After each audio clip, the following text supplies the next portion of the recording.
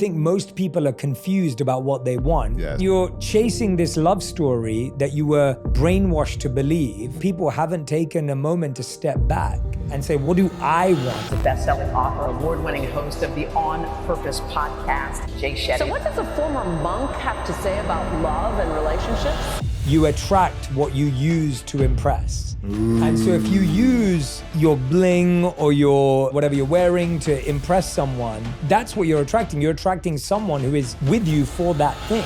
A relationship is an energy exchange physically, financially, mentally, emotionally, and spiritually. The problem is that the financial exchange is the only visible one. When you're on the other side of a hidden expectation, it breeds resentment. I think a lot of people go, no, I don't expect that, I don't want that, but then do you really want it, right? Like there's a lot of things that get lost in those hidden expectations. What do you think women actually want today? Oh God, I feel like... So here we are at another episode of Awkward Therapy. You guys loved it, and me and Lewis love doing this together. We both come from different backgrounds, different walks of life, and we love to find topics that there's healthy debate over, there's a bit of controversy, maybe there's a bit of conflict. I love the feedback we got from the last one we did on polyamory and monogamy. If you've not heard that one, check it out. And we're back to do Awkward Therapy, and we decided to call this Awkward Therapy because sometimes we feel awkward doing it, and we're both not therapists. So, we're two human beings with mistakes and history, sharing practical wisdom. And figuring things out together. Yes. Like, I think when I sit down with you, the reason why we started this is these are the conversations we have anyway. Behind the scenes, when people aren't, watching us, we're like, oh man, people would probably be fascinated with this. And I think we've done, 4 episodes now? Yeah. And each one, people are just like, this is fascinating. Yeah. More people need to talk about these things. So. Absolutely. And I feel like these are the conversations that people are having, but then we're scared of having them publicly, or we're scared to say, this is what I feel, or this is what I think, because it kind of makes everyone awkward and uncomfortable. It is. And so that's why it's Awkward Therapy. Yeah, and you might get pushed back on some of your opinions and things like that. So, this is, it's a fun time. I get excited every time. Yeah. Me and Lewis last year pretty much managed to play pickleball together. We got into a really good run. So what we do is we play pickleball, we eat, and then we have these conversations. So it's an amazing time. Yeah, it's a good time. All right, so let's dive in. So today's topic is love and money. I'm excited, man. There are so many things to dive into. Gosh. We're going to talk about everything from who should pay on the first date through to should you sign a prenup? Should you... Shared expenses, living together, all that stuff. All of it. Where do we start? Who should pay on the first date? Man. Well, I mean, you think in the past, when I was growing up, when I was like, I'm 40 now. And so 20 years ago when I started dating, I didn't really have any money, but the girl didn't have any money either. And, but it was always thought like, okay, you have to take her out and you have to pay for it. That was the thought 20 years ago for me, right? It was like what my sisters told me, like, make sure you're a gentleman, make sure you show up, make sure you offer to pay for the hamburger, wherever you're going. That's a 21-year-old or something. Where were you going, And McDonald's? I was living in St. Louis at the time, and there was a place called Steak and Shake. It's amazing. So like a burger and a milkshake. The original Shake Shack. It's exactly. Yeah. And so that was the belief. But the more in the last like 5-6 years, I feel like that's shifted some from what I've seen, at least on the internet culture, content on the internet where you see people saying. Now, I don't know if this is the same for everything in like middle America or around the world, but you see the extreme stuff online. Mm-hmm. And I see some women saying like the man should always pay on the first date. And then I see other people saying, no, it should be 50-50. And I see others saying, well, if you're just going to be friends, then people pay separately, right? So I think today that this is a tricky one. This is where it gets awkward. This is where it gets awkward. I'm already like, oh man, what are people going to think and say? But if I'm answering this, that I would like to pay always in the first date if I was dating. Obviously, I'm engaged now, but I would always pay. And that's just coming from a place of, now also, I would only do it if I was choosing the place and I knew how much I was going to spend beforehand. So if some girl was like, oh, I want you to take me to this really expensive place and pay for a $300 dinner, I'd be like, this is already a red flag. Maybe this is just not the right thing. But if someone offers, then I feel like, oh, this person has a thoughtfulness, is genuine, is caring. It's not a me versus them. They need to do something, and I'm above this mentality. And so I think you want to be aware of that. And when a woman is willing to offer, I think that's really generous, and it shows you who they are. And if a man doesn't want to pay, it just gives you information and shows you who they are. And if that's the type of relationship you want to enter, there's nothing right or wrong with it. It's just knowing where you're at. And so it's getting clear on what you want. I think what's changed for men and women is, women have changed, I think, from what I've heard, of what they want differently from what men want as well. And so it's just getting clear on what type of relationship do you want to enter while you're dating. And it's not necessarily a red flag in my mind. It's more of just information. Okay, is this the type of dynamic you want for a dating relationship? Because it's probably going to lead into a longer term relationship, the same style of dynamic. It's probably not going to shift later. Unless you have those conversations. I don't know. What do you think? It's been what? You've been married for what, 10 years now? No, but we've been together for 10, married 10 for years, 7. yes. But no, as I'm listening to you, I'm thinking about it. And there's a lot of stuff that came up from me. Like, the first thing that came up is I've heard a lot of people say, and this is kind of what you were saying, I've heard a lot of people say that it's who asks the person out that should pay. And so, who should ask the person out? That's another question. That's a whole other question. But it's that idea, makes right? sense. Yeah, it's if like, you ask someone out. It's like what you said. You were like, if I ask someone out and I get to choose the place, then I'm going to offer to pay because I chose the place. Whereas if someone told you to choose the place, or if someone else chose the place and then wanted you to pay for it without you giving them that permission. But I think my take is, and by the way, I was the same as you. I remember as a student going to like Nando's and Pizza Express, which are very British, like, spots. And you're just thinking like, how am I going to pay? Because at that time, like, to eat together was about £30. You're like, how am I going to get this money? That's a lot as a student. You're thinking, how am I going to pay for this? And I remember I was being a tutor on the side. I was working while I was at university as well. And so that was helping me pay for dates. But I look back and think about how much money I wasted on dates. It was crazy. But there's one, I'm with you. I think that I, again, like you, have always opted to pay on dates. And I think I would always choose to do that. But by the way, I just want to add one thing. This is also not just about gender, because you do that with me and I do that with you. Right. So even when we're out on bro dates, you'll always offer to pay and I'll always offer to pay. And then we usually say, all right, if you get this one, I'll get the next one. And I think that's just who we are as people. I don't think that's because I'm trying to impress a woman or I think that's just how I was raised. Right. And that doesn't come. Now, if we were 20 though, maybe we'd be like, hey, let's split this. Let's or I would pay for my stuff because I order more than you and get a lot more food, and you'd probably pay for your stuff. It's like we'd probably be at a counter, we'd each pay separately type of thing. So it also depends on like how much money you have and what season of life you're in, I think, as well. There's one quote that I don't know if this quote is still relevant today, but I'm interested to hear what we think about it. So I heard this quote that says, a woman's loyalty is tested when the man has nothing, and a man's loyalty is tested when he has everything. That's true. I love that quote. I think you see this with like Obama, the Obamas, right? I think it's either like, Obama, and then I've seen it in like people put it with UFC of Conor McGregor because of his story was kind of like he had that. Nothing, I think. Right? Yeah, he had nothing when he started out. Yeah, exactly. And I don't know whether the genders apply, but I think it's a fascinating thing. I think it's a powerful thing, and I think. Well, you see a lot of this conversation around like, I don't know why this is popping up, this kind of high value man, high value woman conversation. Let's talk about that, right? You see these different conversations online of women saying, well, I need a man that makes $100,000 and I need a man that's, I don't know, 6 feet tall or above. And I need a man. You're winning, man. Lewis, you're the man. And I need a man that's this age. And I need a man that can take all the time off in the world and can travel and pay for 5 trips a year anywhere I want to go. And it's like, there's not that many people that actually have that lifestyle and can live up to that every day for the rest of their life. It's a big like expectation to think that. So I think you got to understand where you're meeting someone at your season of life.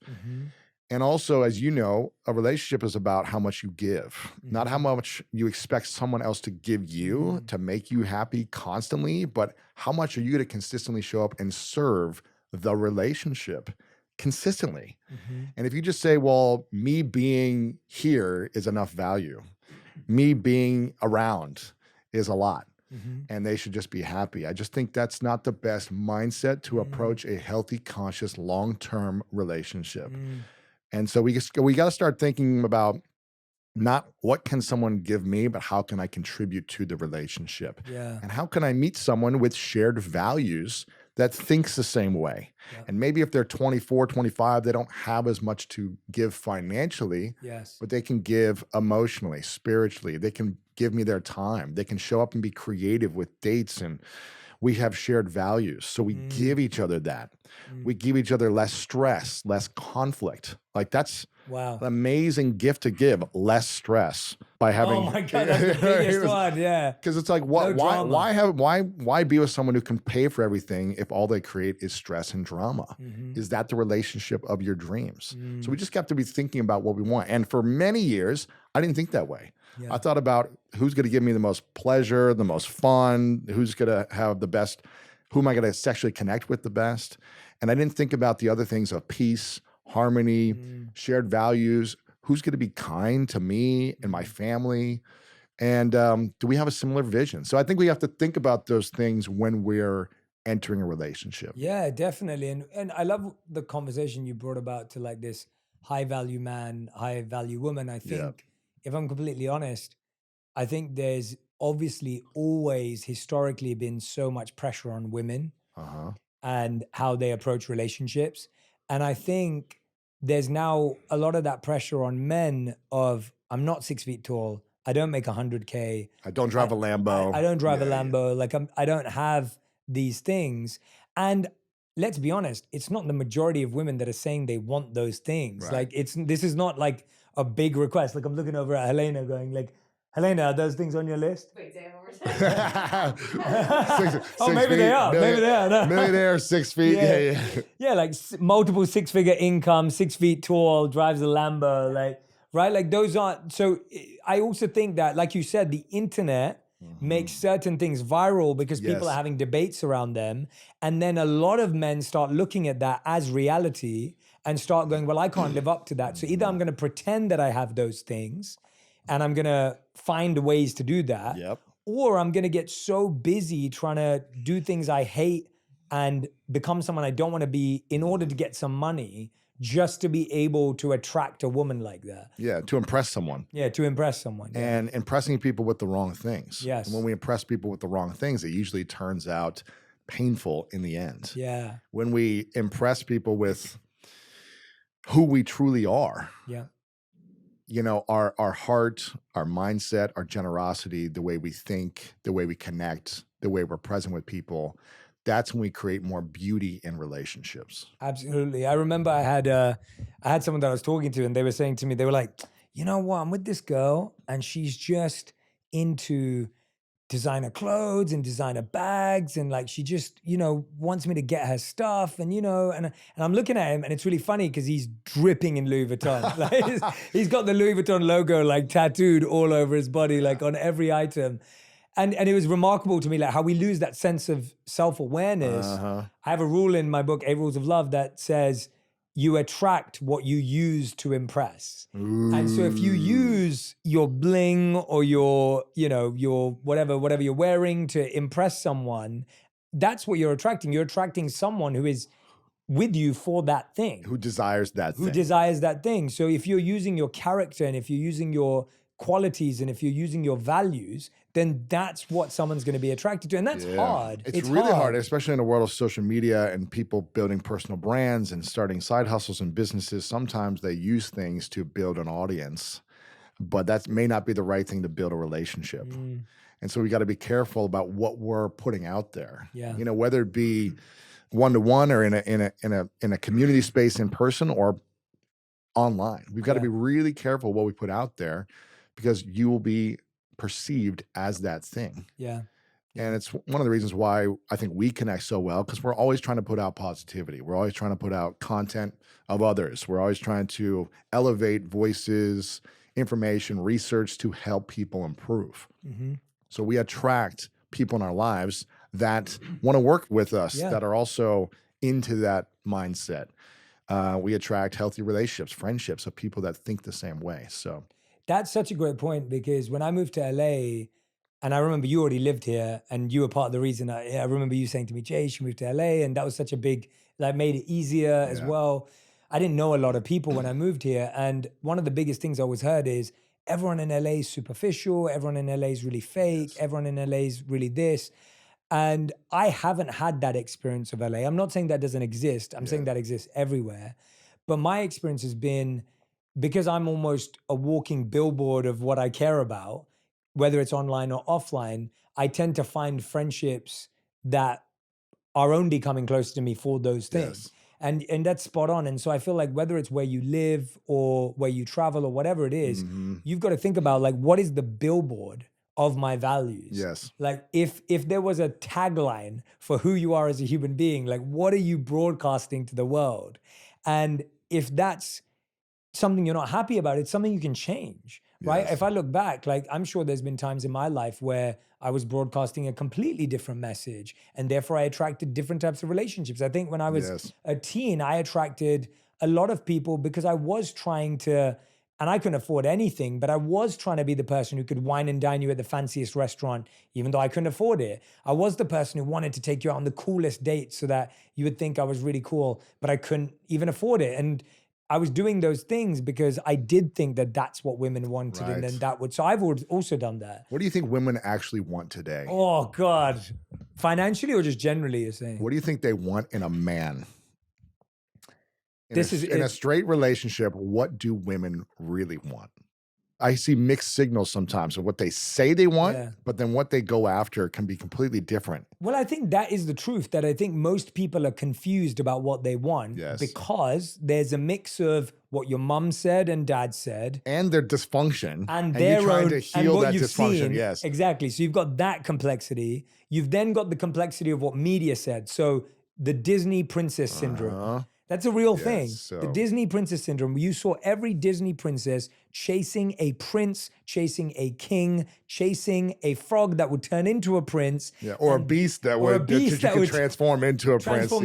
You can change him. Yeah. And you're chasing this love story that you were brainwashed to believe was what love looked like. So you've got your parents, you've got family and friends, you've got TV and media, you've got music videos. Now you've got your first relationships. And they all are confusing you as to what should I look for. Yes. And I think that people haven't taken a moment to step back and say, what do I want? What do I want? Not what does my mom thinks good for me and what does Disney thinks good for me and what does everyone else thinks good for me? What do I want? What do you think women really want today? I would hope. This is my hope. I don't think I know, because I guess the answer is people are confused. And by the way, I think men are equally confused on what they want, because I mean, I know what I wanted for a long time. I wanted to have sexual connection. Because that's what I was desired and driven by. It wasn't always clear, but it was always like, oh, this person, I'm attracted to this person. I want to be with that. You know, that's the way I thought about it in my 20s, right? It was like, okay. And that never worked out. There was fun, there was excitement, there was heightened emotions, there was dopamine hits like crazy, but there was a lot of chaos and a lot of stress.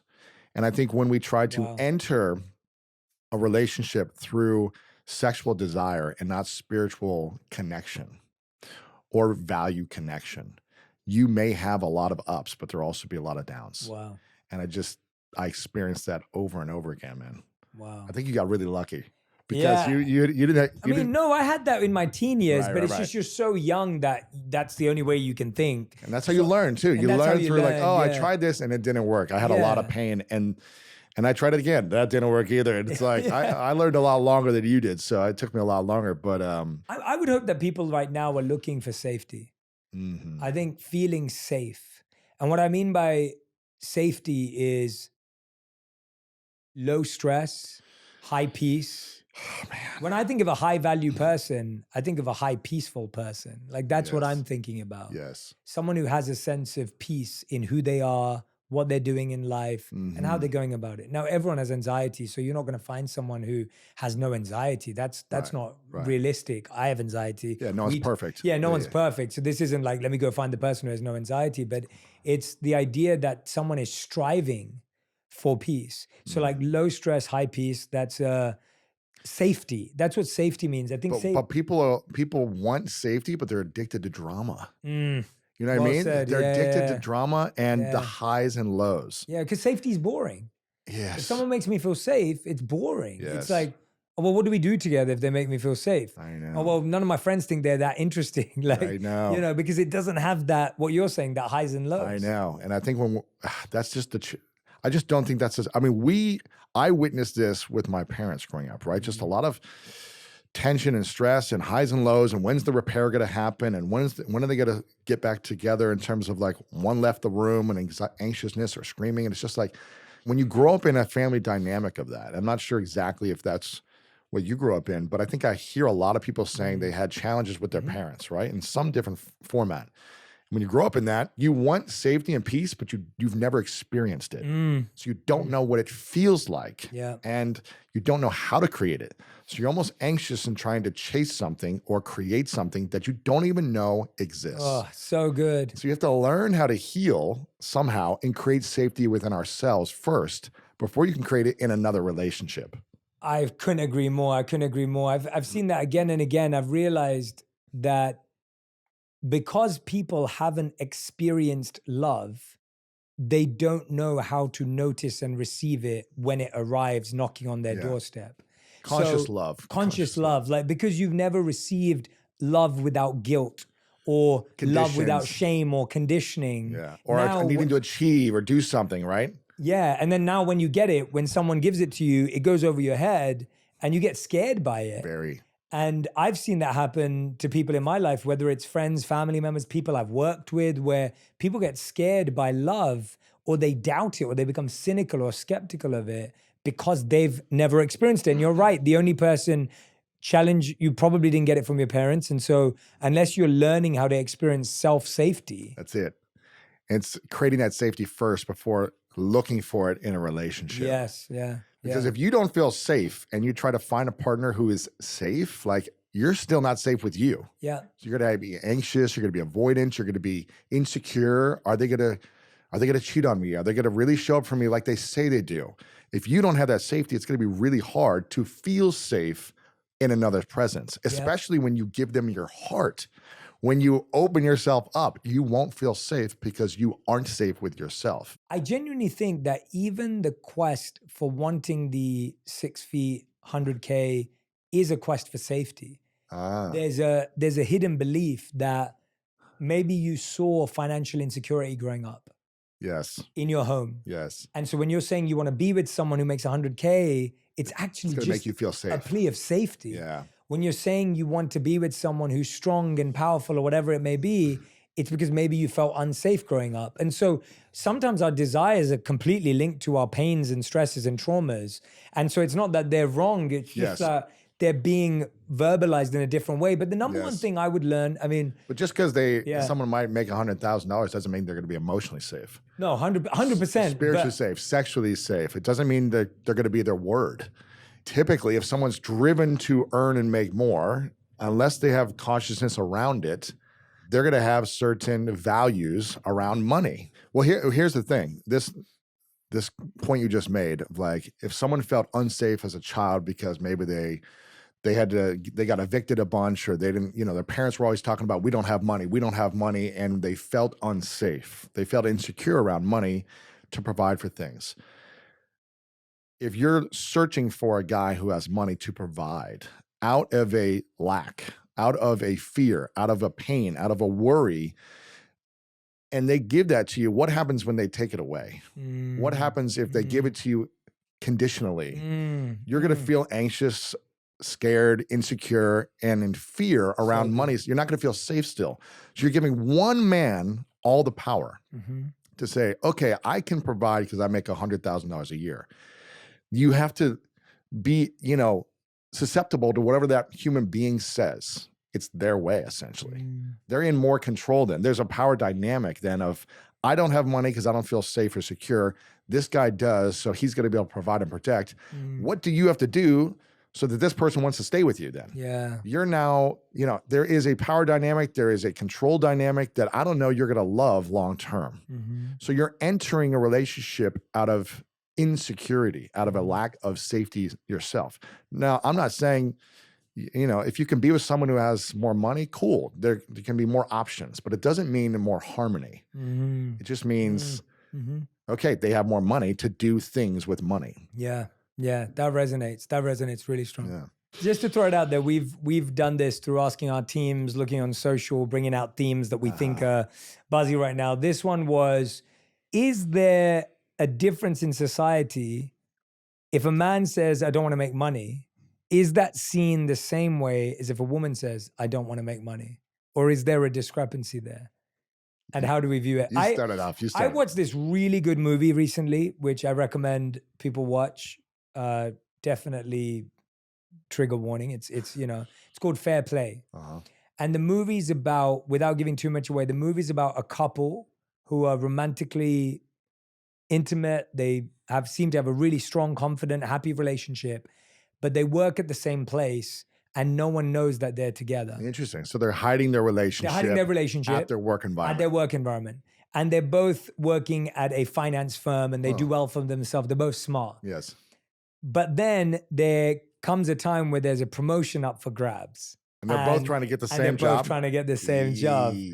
And I won't give away the rest of the movie. Everyone should watch it. I think it's on Netflix. And it shows what it looks like to have this competition and envy and all of this in a relationship, and how it affects not just the boardroom, but the bedroom, and how it affects the dynamics of family and everything. And so that movie to me was a really strong narrative around gender roles and how much money people make. And so many people come up to me like, Jay, we liked you, but we love Radhi. And I'm like, that works for me because I love Radhi too. Yeah. And they'll always say to me, they'll be like, Radhi's career's taking off. Like, what if it surpasses yours? And what if, she does more than you and does better than you? How would you feel about that? And I always say, well, I plan on being really successful. So if my wife outperforms me, you guys are that's crushing great. it. I love it. Like, I'm so happy. And I think that's because I feel confident in who I am, what I offer to the world, and how I want to show up. And therefore, I can feel really confident for my wife and seeing her grow. And, her cookbook's coming out and she's got a podcast coming out. And I'm excited for her. And I think my wife should have the biggest TV show in the world because she's so charismatic and just...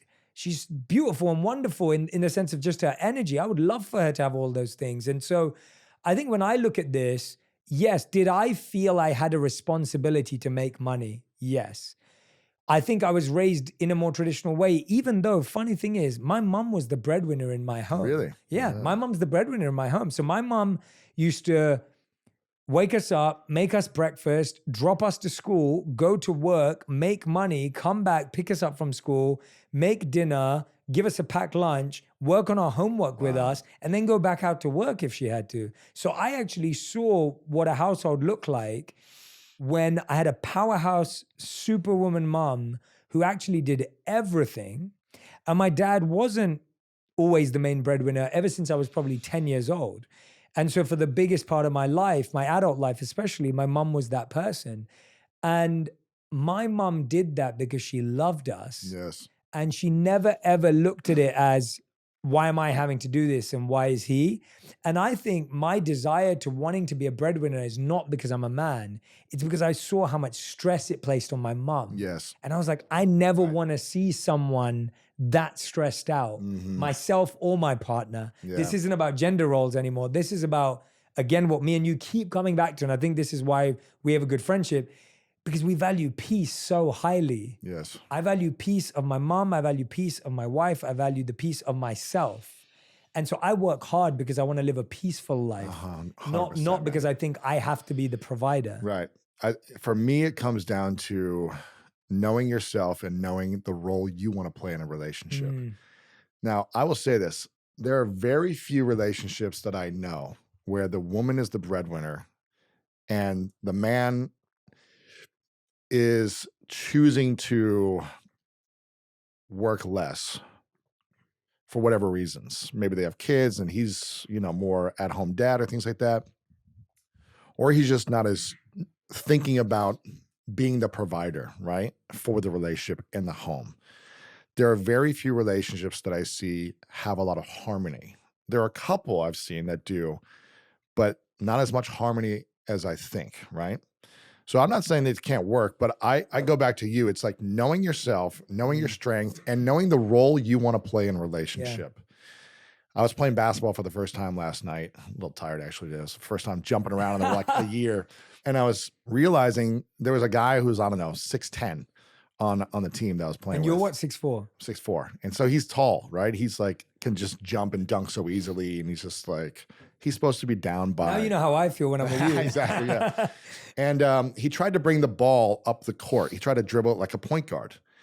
And it got stolen pretty easily. And he just kind of fumbled around and fell down. It was chaos of him trying to be in a role that he was not his strength. It was not what he, is good at.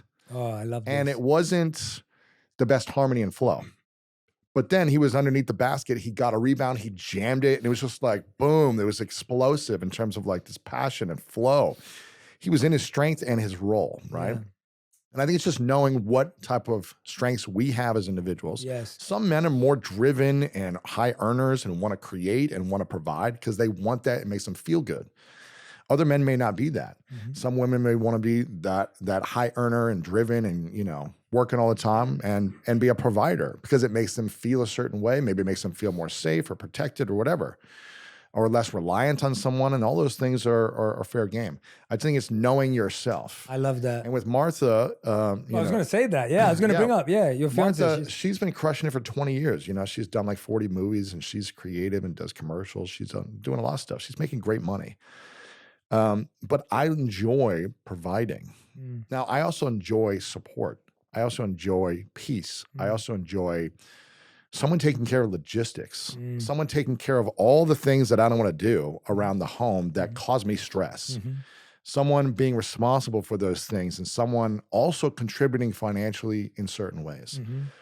And fully appreciating the role, the strengths, and the value she brings. It doesn't need to be 50-50 financially, but we 100% bring our strengths and values to our individual roles that creates peace and harmony. Yes. And for me, that is the key. And I had to learn the hard way for 20-something years in multiple relationships that were dysfunctional based on lack of communication around who I am, what I want, who the other person is, their strengths, what they want, and the roles we want to share together. Absolutely. And that's what it comes down for me. Absolutely. I love everything you said because I think that's the reality of the communication, not only the self-awareness, but the communication in a relationship to say, which one of us wants to go to work? Which one of us is really ambitious and crushes it? Which one of us, and maybe it's both of us, maybe it's neither of us, maybe it's one or the other. And I think that's where the challenge arises when we both feel like, well, neither of us really we don't love what we do. We hate work. We have to do it. And I think that's where what you're saying comes even more into play, this idea of mutual support. And I think what's really interesting is this is how I judge it. I feel like a relationship is an energy exchange physically, financially, mentally, emotionally, and spiritually. The problem is that the financial exchange is the only visible one. And so we put it at the top of the hierarchy. So if you're sitting right now in your relationship going, wait a minute, I pay for everything, I would ask you, who's mentally leading the relationship? So you're financially leading it. Who's mentally leading the relationship? Who's physically leading the relationship? When I mean physically, what I mean is who's taking care of the physical things like the house, the responsibilities, the things that have to happen? Who's taking emotional care? Who's creating that peace? So I've said that with me and Radhi for years. Like, when we first moved to the US, Radhi couldn't work. She was on my visa, etc. And then Radhi's doing really, really well for herself now. And we co-create and work together financially. But then if I look at emotionally, Radhi is so emotionally regulated. She brings so much peace to this relationship. I'm the one who can have mood swings and be a moody guy. Like my wife is so emotionally regulated. I'm so grateful for that. Like she leads that. She leads us physically. She makes sure that we both work out. She's the one making sure I eat right because she takes care of what foods and snacks are available in the house. So now you're looking at another thing that goes a point on her side. Okay, mentally, maybe that's a bit more me. I'm the one who's saying, okay, this is how we're going to take care of ourselves. This is what we're focusing on. I'm the one who's strategizing where we're heading. So now if you look at it, we're equal. Exactly. But if you're looking at one thing, Just money, it doesn't just work. money, it Yeah. doesn't work like You got to that. be thinking about the contribution for your role and responsibility in the relationship. Yes. And again, if we come from the basis of relationships are about giving, not about receiving. 100%. If we come into that mindset, because a lot of us get into it because we want to feel something as opposed to create and give something and contribute something. So we just have to shift our thinking around how we can serve in the relationship first. But we also don't want to be thinking, okay, I need to be serving in so many ways and I'm not going to receive anything. Yeah. And I'm going to be, paying for everything, showing up emotionally. This person's one wants to do emotionally that. unregulated constantly. I have to clean up everything around the house. This person doesn't want to do it. There's an imbalance then. And that's when you're going to have a lot of conflict, frustration, stress, and you're going to be asking yourself, why am I in this relationship? Yeah. And that's why I think you have to look at it this broadly, because if you just look at one thing, like same with Radhi, if she looked at it as just who's doing the housework and making sure the fridge is stocked and everything, then she would think she's doing way more than I am. Yeah. That you don't help around the house ever. You don't pick up after yourself. You're the whatever. And this is what we do. We just focus on the one thing we're getting right. And we're measuring our partner based on that one thing. Yes. And that is the recipe for disaster in a Wow. relationship. Do you have an assessment of these 5 things in your book? Yeah, this assessment's broken down. Yeah, like Okay. how to value each That's of those good. 5 things equally, because we see money as more important than emotional and mental support. Well, money is a big thing because money equals your time Yeah. and your life. Time is your life. And so if you're, here's an example. I was in a previous relationship. I won't say which one, but I was in a previous one where the person I was dating wanted me to buy them a car. And we had just, we hadn't been dating that long, right?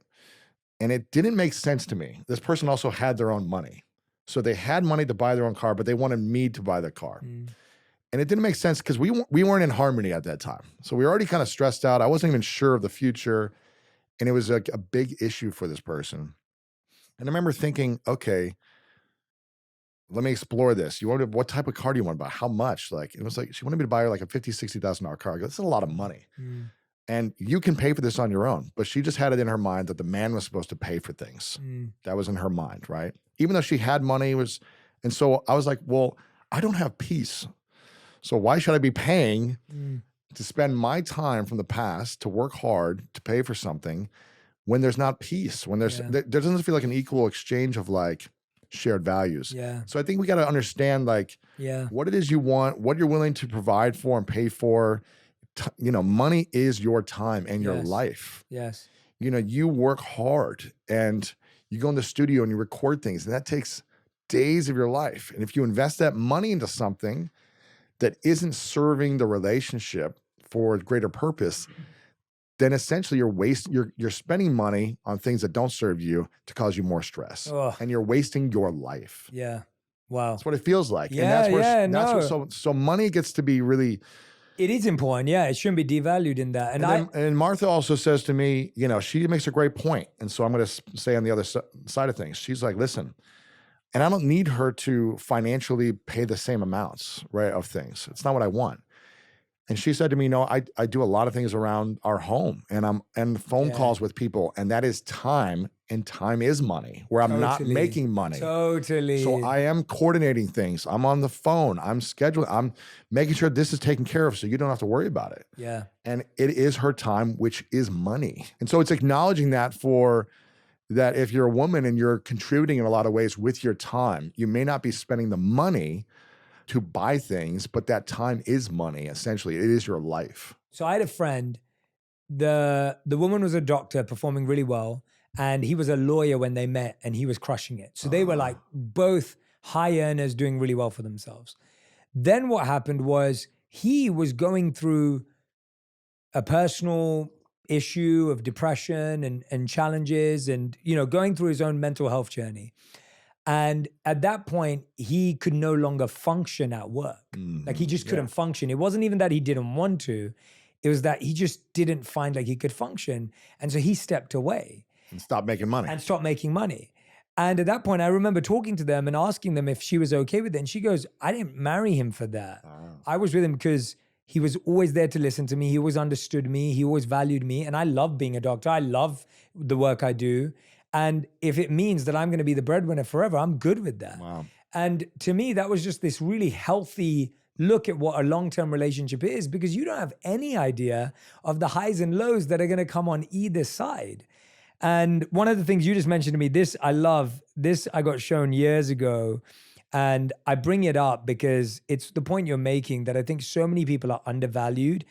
So there was a survey done of 6,000 mums, and they estimated that a stay-at-home mom's work an average of 94 hours a week. Oh, man. And it would collect a mom's salary of $113,586 a year. Wow. When you trade that time for money. That's true. And obviously, I'm sure that number is totally inaccurate, because I think we'd all say that mums are priceless, Yes. valueless. Like you can't Right. even But if you're putting saying, on, okay, if you're going to work somewhere and get a certain hourly wage, Correct, yeah. this is what you receive. Yeah, the fact that if people, and whether that's a stay-at-home mom or a stay-at-home dad, if we can't see that as a massive role, if we can't see a homemaker Yeah. as a massive role, if we can't see the person who's making sure that there's food in the fridge and that there's food on the table, all aspects of the role, if we can't see that, then we're missing the point. Absolutely. Right? We're completely missing the point. And I think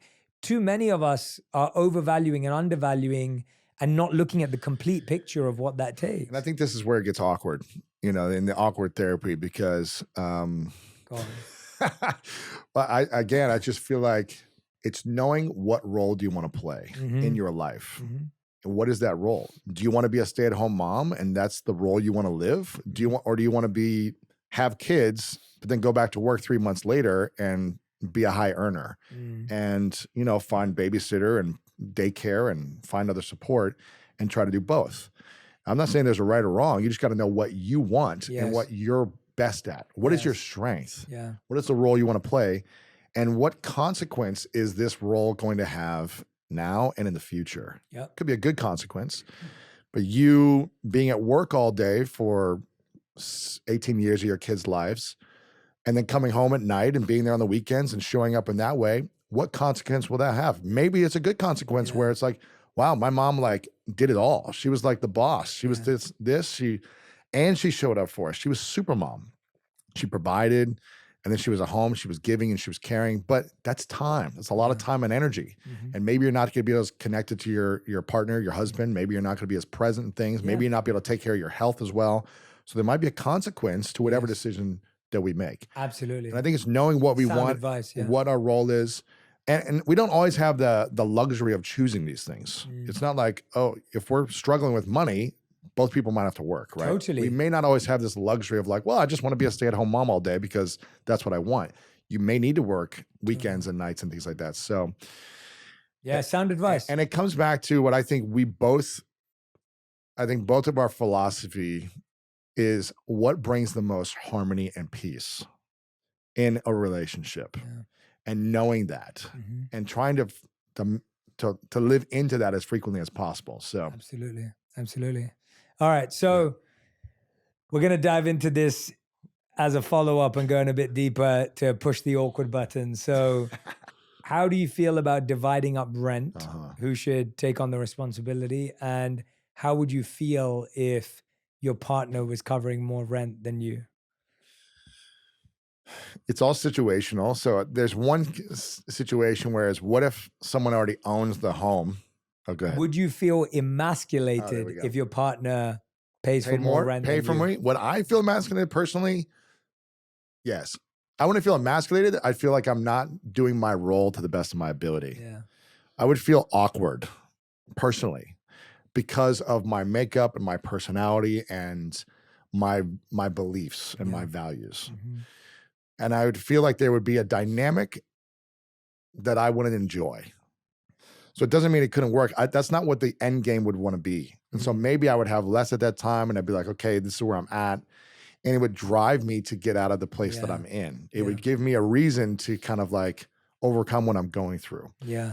So for me, that's how I would feel based on my values and my beliefs, I guess. But again, I don't know. What do you think? So I think it depends on again, it comes down to was this a place that was previously rented and someone's moving in? Yeah. Because if it's my place and I'm already renting it and then I'm inviting someone to move in with me, then I've got to have that conversation up front whether they're now going to join in. Sure. Right? Because I'm already paying that rent. Yeah. Now are we actually separately renting and we want to get a place together? Now are we going to set that budget together and have that conversation? Then I think it's a great 50-50 moment. Yes. If that's where you're at in your relationship. Yes. And I think so much of this is defined by how confident we feel in a relationship.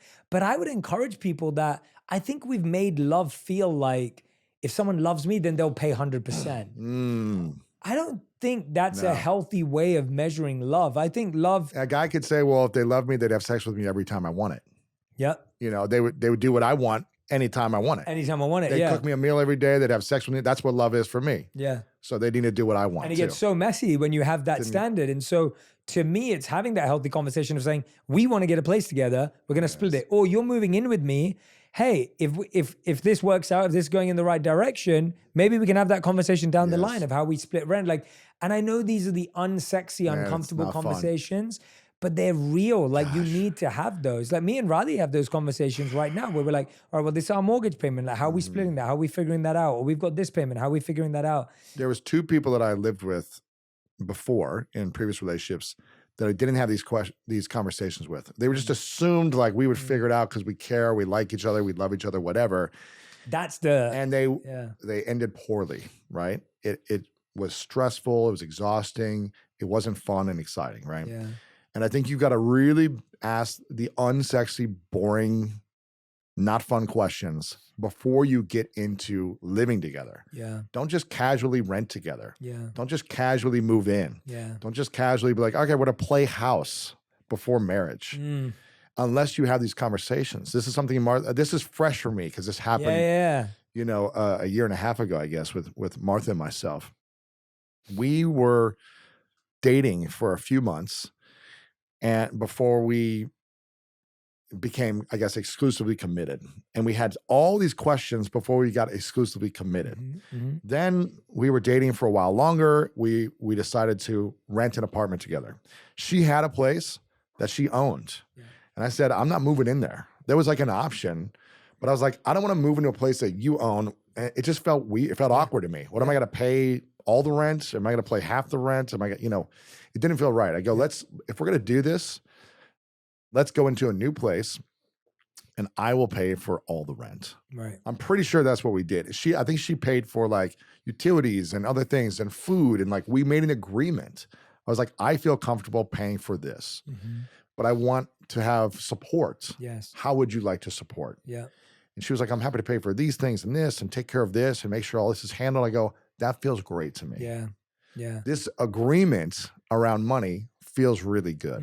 Yeah. Then we entered the apartment that we lived in with that agreement. There was never a time where I was like, oh, I'm paying for more things and resentful and frustrated. You know what I mean? And so I think you got to have these conversations about what feels good for you, your strengths and your roles. Yeah. And make sure you're in agreement before entering this. Well, I think what we're getting at here is there are these hidden expectations in relationships. And when you're on the other side of a hidden expectation, it breeds resentment. And now it comes out in that argument at night about the TV show you're watching when that isn't the issue. Yes. The issue is you feel like that person is living off of your hard work. They don't value you. But you didn't want to say it to them because you wanted to be the nice guy too. And so there's this whole people-pleasing thing that comes into it, or the hidden expectation. Like, and I think I've been the same. It's what's always worked for me and Radhi. It's like, from day one, we had these conversations. We've continued to have these conversations, even as things have changed. Because I think if you're not having these uncomfortable, difficult conversations, then I promise you're feeling awkward and uncomfortable in your mind. And you're frustrated, resentful. And resentful. And now that's causing way more issues. So how do I think the rent should be split? I don't like, and I think we're both this way, I'm not giving people like, it should be 50-50. I think numbers are a stupid thing to give people because everyone's situation is so unique. Yes. But you've got to be having this conversation and finding out a split that you're genuinely both comfortable with. And by the way, if you're not comfortable, say it. But if you have a silly expectation for the other person hidden that, oh, if they love me, they'll take care of everything. That's not going to work. Like that's not love. Yeah, I mean, again, Martha could pay for half Yeah. of everything Yeah. and she'd be fine Yeah. because she makes good money and she's Absolutely. saved her money and invested her money. And she's been smart for 20 years working. Like she's got a history of being smart with her money, but that's not what I want. Yeah. I don't want that. And I don't, she's happy to receive in that way Yes. too. Yeah. I want other things from her than her contributing her money 50-50. That's not what I want in a relationship. Other people might want that. Yeah. I don't want that. And that's okay if they want that. That's Yeah. great. Yeah. It's figuring out what brings you the most peace and harmony Yeah. and less stress. Because stress is a thing that causes the most pain physically for us, mentally, emotionally. And it causes relationships to die. Yes. Stress. Oof. Constant stress causes them to die. Maybe you stay together forever, but the relationship is dead and it's not thriving. It's not growing or flourishing. And so be very honest with the person you're dating before you get into a living arrangement about how you want to show up and provide, the role you want to play, and what will make you feel good if the other person provides in a certain way. And you may be off. Definitely. And that just may mean you need to get clear on, okay, do we even want to be together? This could be a big red flag. If we can't figure out how to live together, can we be together forever? Totally. Just because we love each other, we like each other, we've had good times for the last year, doesn't mean you should be together. Totally. And I don't think you have to have your financial situation match your emotional state. No. Like those are two separate Yeah. conversations. Yeah. Because your financial situation doesn't necessarily align with what you're feeling emotionally. Yep. Like someone could be all in emotionally, but they may not have the finances to Right. align the same way as that. But showing up emotionally and contributing in that way is a big value add. Massive. And there are a lot of people that can have money but be jerks Yeah. and be And the other side too, where I think a lot of people feel like you could be with a great person, but if they don't want to work and they don't want to put in the time and have these conversations, that's unhealthy too. you're gonna be Like, resentful of that too. yeah, exactly. So that love's not yeah. going to make up for either of those things. Love is not enough. Yeah. This is your Love is not enough, man. And that's why I say I've seen relationships where women are they're higher earners than the men they're with. But they're like, man, this guy shows up and he's a good guy and he shows up for my kids or this and that. But if the man is not willing, in my mind, to figure out a way to contribute also financially, I just think it's hard long term. I just haven't seen it work long term Interesting, yeah. unless there's an agreement where the woman's like, I want to make all the money and I just want you to be the stay-at-home dad. Interesting. And I want you to show up and contribute in other ways around the homes and make me feel like I just haven't seen many situations. Now, maybe that'll change. I don't know. But Yeah. I have a feeling, I mean, this is awkward, but I have a feeling that women in general want a man to be able to provide in some ways financially. And if they can't provide in any way financially, I don't think that's what a lot of women want. I think there has to be some financial contribution beyond, I'm just going to show up and be a good guy and love you. I don't know. Yeah. That might be the most awkward thing I said, but it might be. No, I get what you're saying. It's definitely like it will push some buttons for some Yeah. people. But I think what you're saying is that's why it's so important that people reflect and really are clear about what they expect. Because I think a lot of people go, no, I don't expect that. I don't want that. But then do you really want it? Yeah. Right? Like and there's a lot of things that get lost in those hidden expectations. Yeah, and it all depends on situations. I mean, if you're a man if you're like, okay, I'm not going to make any money because that's not what I want, but my role, I can build a home, I can go hunt, I can do I can provide in value. every other way. It's all value. Exactly. It's all value. Yes. It's like how much value are you bringing? That's it. This one's interesting. Oh man. Should you share a bank account and when? Oh man. So I remember that, and this may be an Indian culture thing, but I remember when me and Radhi got married, that was really important to her. And it comes from a family expectation Sure. around this is the time when you need full transparency and full openness. I think for me, it didn't feel like a big thing. I've always been very transparent. I didn't have issues with it. I married Radhi with all the intentions of wanting to be together forever. And I saw everything we now had as ours. Granted, I did not have a lot.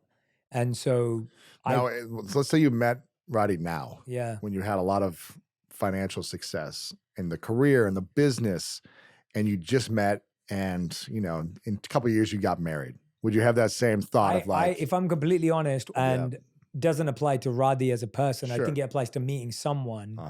I don't think I'd be the same, because I think I have so much more to lose, and I have so much more.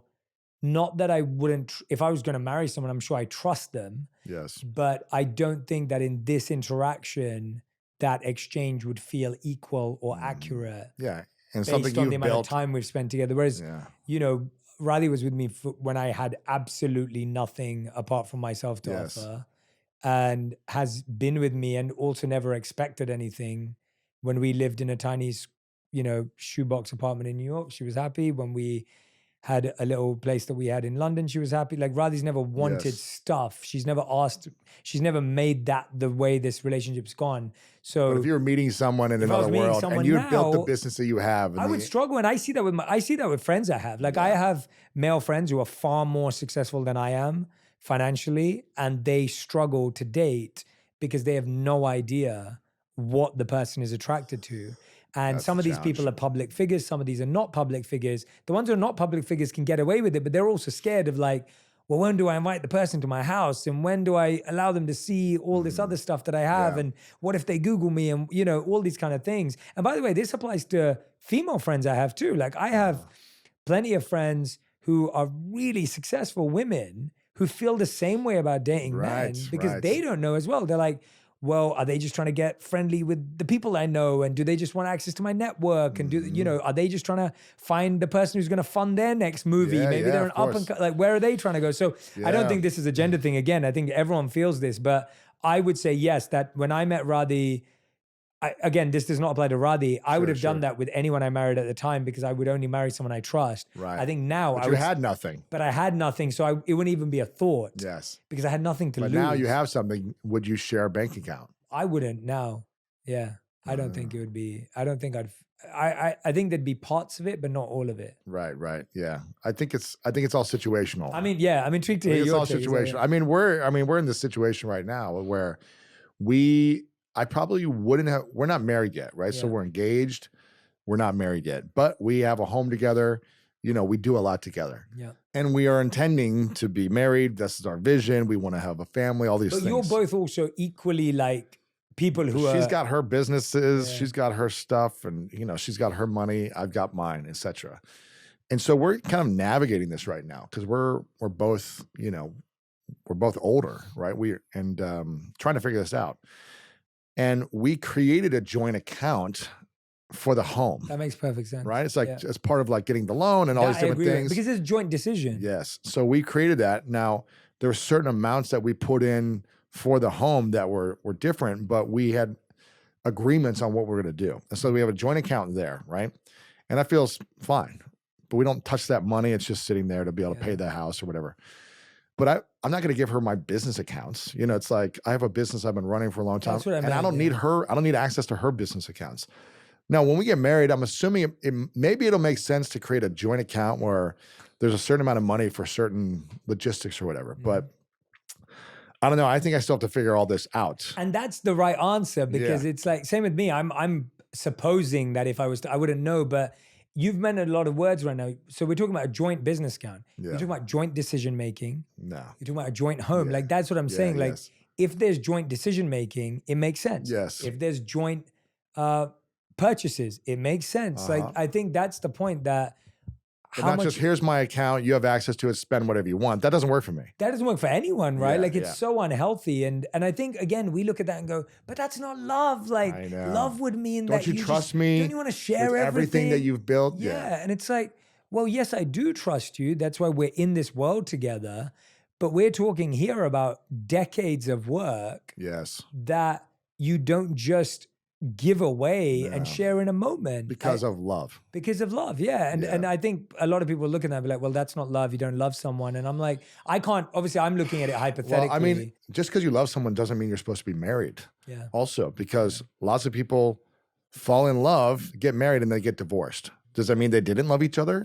Or does it just mean they didn't align on how to make a relationship work, living together with their lives together. And these things can get messy that way. And that's what I think you're protecting, that Yes. knowing the reality of relationships and knowing that breakups, divorces, all these things happening. All the time. When you have money tied up in it, it gets very messy. Yeah. And I think that's why, I don't know if we're going to be talking about prenups. Yeah, we should. Because I interviewed someone recently, a woman who I asked her about, like, she's made a lot of money later in her life, right?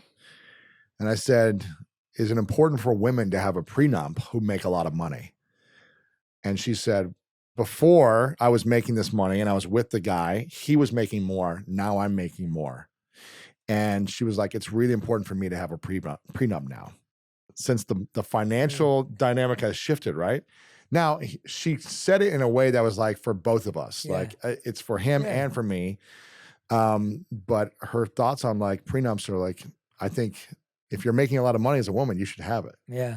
Yeah. Now there's more to that we Yeah. unpacked, but I don't want to just blanket statement this. Yeah. But and for me, I think it's about agreements. It's about clarity and agreements. And again, I'm still kind of figuring this out in this process right now with myself. But I think when you have clarity of like, okay, the intention is to be together and to be together forever is when people get married, right? That's kind of the intention.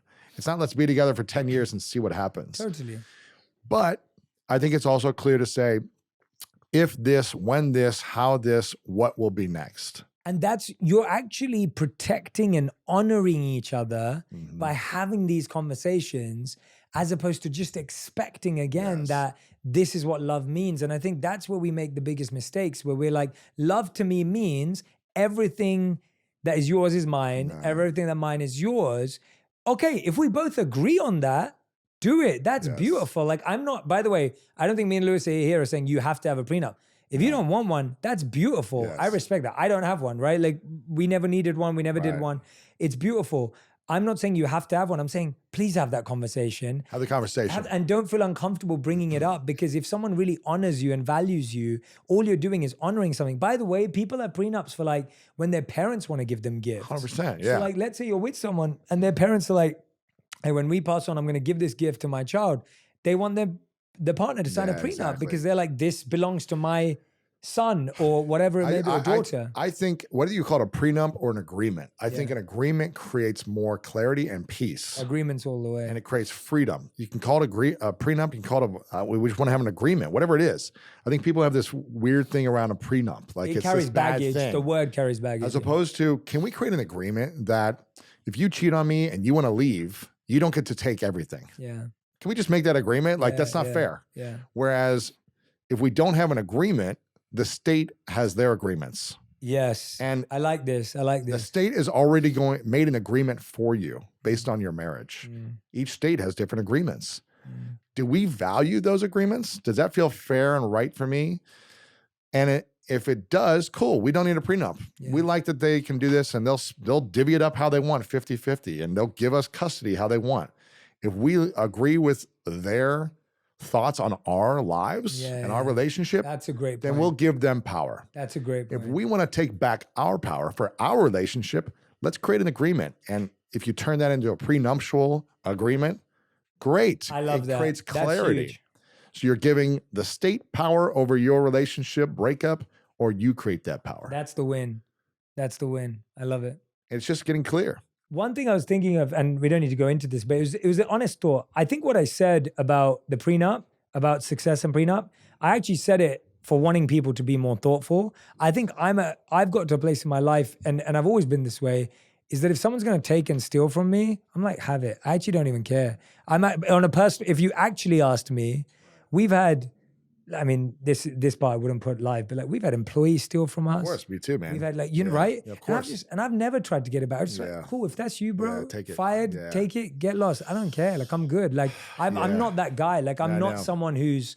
But if you got $100 million in the bank and you have a partner that's like, I'm going to take everything because you hurt me. Yeah. That's a different thing. I think like, karmically though, I'm like, I know that karma will take care of that. Yeah. I think that's how I genuinely live. But that's also like, okay, if you spent 20, 30 years building a business. Totally. 100%. And then someone's like, man that's or woman, it's just like, You hurt me, you lied to me, you didn't give me what I wanted. Yeah. Now I'm gonna take half. everything. Yeah, No, yeah. everything. That's the way people think sometimes. Yeah. No, Or definitely. I'm gonna make your life miserable Yeah. to get everything that I want. Yeah. An interesting side note here. There's a famous couple, I'll just say in the last few years, so I won't give it away. But there's a famous couple that I've heard, they had a prenup. And and I'm hearing that it's a very clean divorce process Because that they they've have gone it. through because they had the prenup. And I think it was the woman's decision because she had a lot of money, right? Nice. So as opposed to, it's already hard enough to go through a breakup, just a romantic relationship. I can only imagine how much harder it is to go through a divorce. The pain, the sadness, the loss of memories and the identity, and you have to split friendships now, all these things. If you have kids, like the pain of a divorce must be tremendous. Yeah, 100%. So, we've talked about so many things today, and I feel like we've covered some really good ground. And by the way, me and Lewis are not sitting here as experts in this space. We're talking about our reflections, our thoughts, like our personal experiences, just being vulnerable, because we think we want to encourage more vulnerable conversations. And we're hoping that this conversation is going to make you talk to your partner, make you talk to your friends about these things and create agreements. But we want to end on this last one. And it's this idea, or even like a summarizing thought around whether we feel if we took these traditional gender roles that have been established over time away from our minds, would that actually improve our relationships, or would it actually reduce our relationships? What do you think?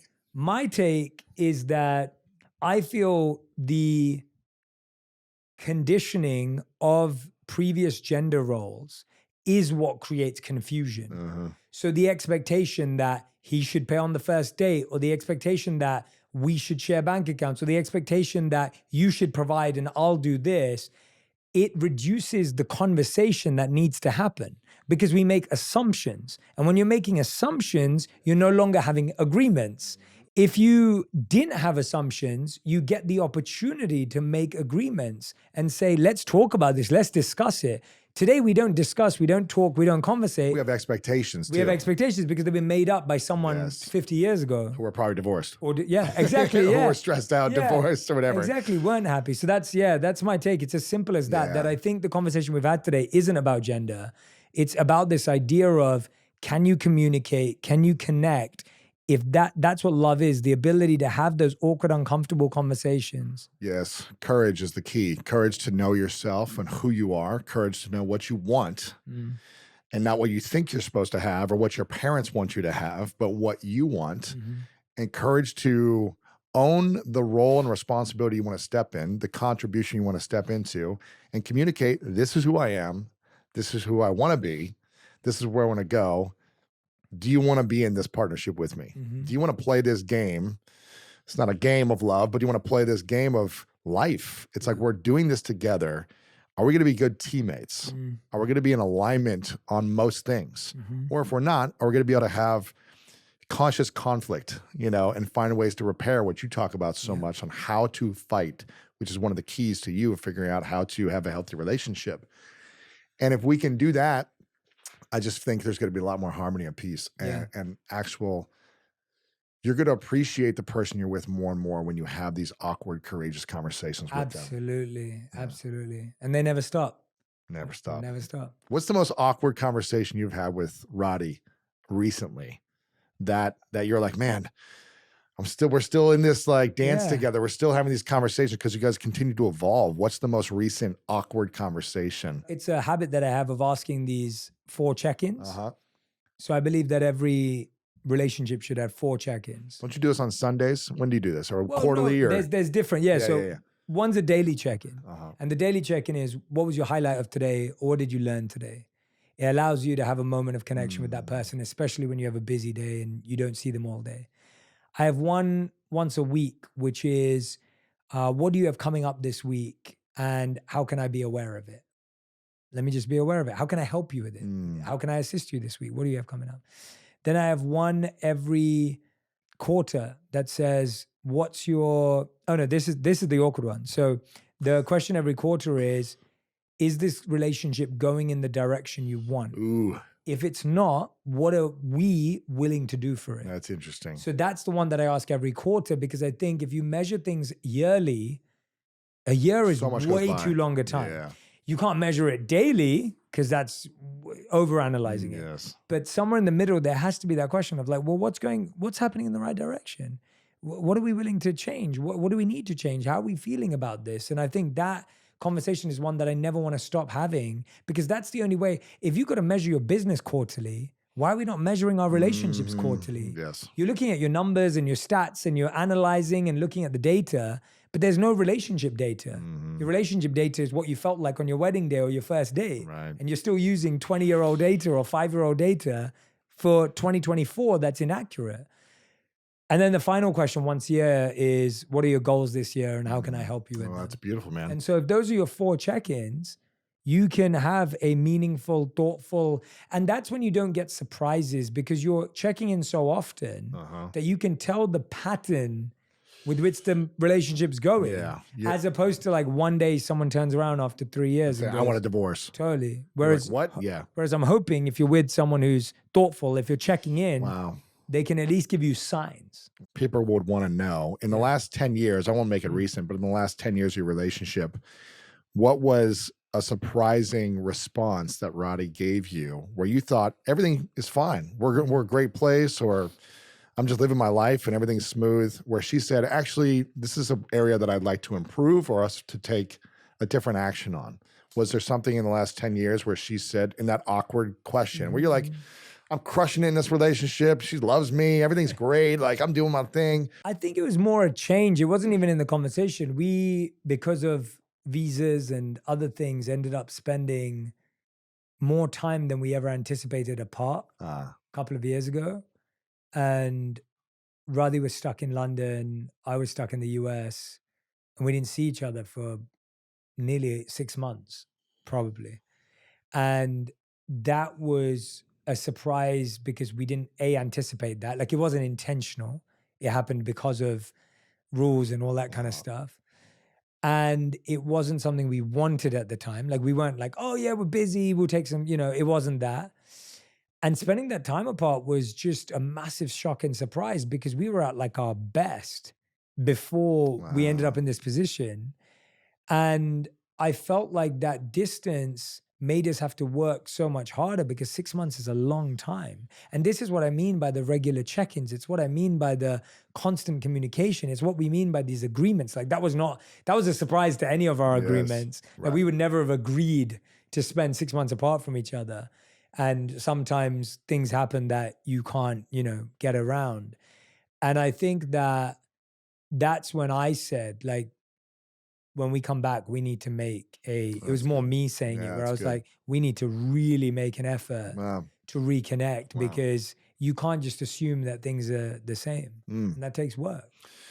So yeah. Man, I love having these conversations Me with too, you. man. I know this was about love and money, and we're going to be doing another episode on the different rules that women should be living by, Based on an old book. based on an old book. Not mine. And we're gonna Old book. we're gonna check and see if we think these rules live up to what women should be doing in modern dating and modern Totally. relationships. So I'm excited about that. But I love it. I get nervous having these conversations. So I'm do always I, like, man. So do I. what are people gonna think?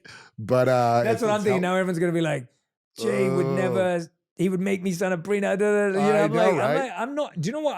I'm like one of the most romantic in love people that exists. I've just become more realistic as I've coached people, as I've worked with people, as I've seen. As if you made money too. Seen challenges. Like, you start to see things. This is the interesting thing too. I've heard, you start to see things. And when you see a lot of people go through pain and like years of pain, That's what it is. when there's a divorce and there's years of pain and there's kids involved and there's money involved, and then there's just sadness and hatred. And it's like, you almost see people beaten down. Yeah. And you're like, how can we have awkward conversations beforehand to set ourselves up for more harmony and peace? Totally. Even if it doesn't work out, how can we make it a conscious uncoupling the best possible way to do that. Totally. And I think you got to Maybe have. that's another awkward therapy episode. We'll do a conscious Conscious uncoupling. Yeah, we'll uncoupling. take a look at that. Yeah, I take think a look at the there's- I book. think there's- the book. Yeah. There's a book. I think there's conscious coupling, which people don't really talk about, and conscious uncoupling. I think we should do both. Talking about like how to enter a relationship consciously and how to plan to exit a relationship Yes, consciously, yes. which is the most unromantic thing. When you're 21, 24, and you're Yeah. broke and you're just like, I want to be with you forever and I love you. Yeah. It's not the sexy, romantic thing to talk about. But I think there's got to be a way to do it, which is romantic Totally. and which is feeling elevated. And so that'll be a future conversation. I'm excited, man. My man. Let's do it. Don't try to fall in love like they do in the movies. Don't try and fall in love like they do in the songs. Don't try to fall in love in some big romantic Hollywood idyllic way.